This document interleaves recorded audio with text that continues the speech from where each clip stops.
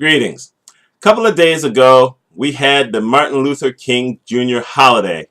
And that's kind of cool that people, in some respects, are still honoring Dr. King.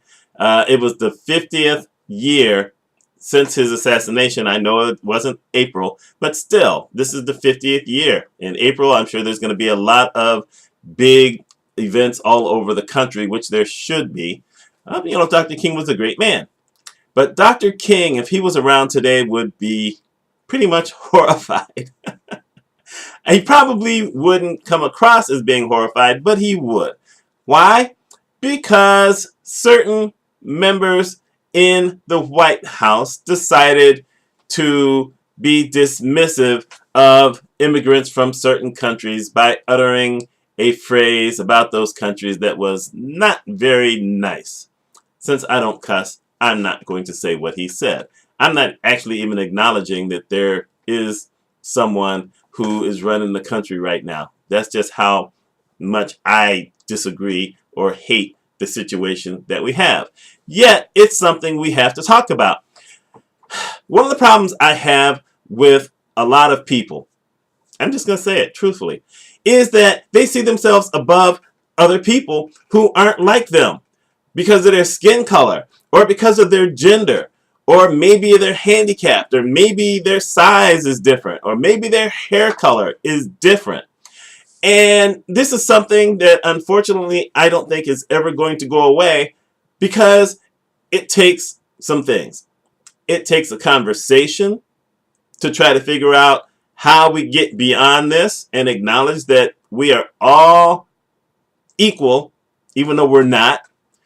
It takes thinking about other people before you say certain things, which is not in our environment anymore.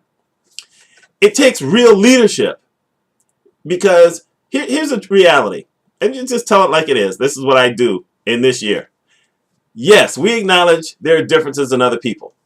I may walk down the street and see someone and say, oh, that person is pretty. I'm allowed to do that. I don't say it to anyone else. I have it in my mind. Or that person is heavy. Or, oh, I wonder what country that person is from.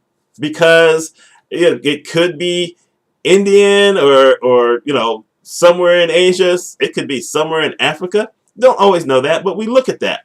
You sometimes see people who you think may be really skinny compared to you. You see people who may be real heavy compared to you. You see people in a wheelchair. We see all these people.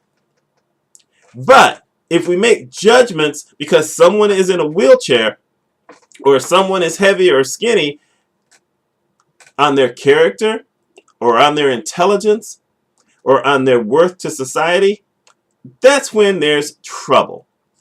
I can honestly say, probably because I was a military kid who moved around and lived in a lot of different places, that's never been a part of me. And it easily could have if I didn't have the right parents who basically didn't care. I mean, my dad was like that. He didn't care what anyone was. He would talk to anybody. I talked to anybody.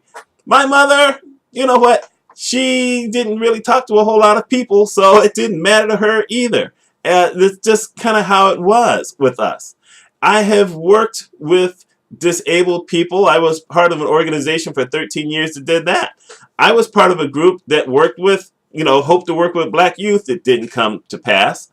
I have basically, done a lot of different things.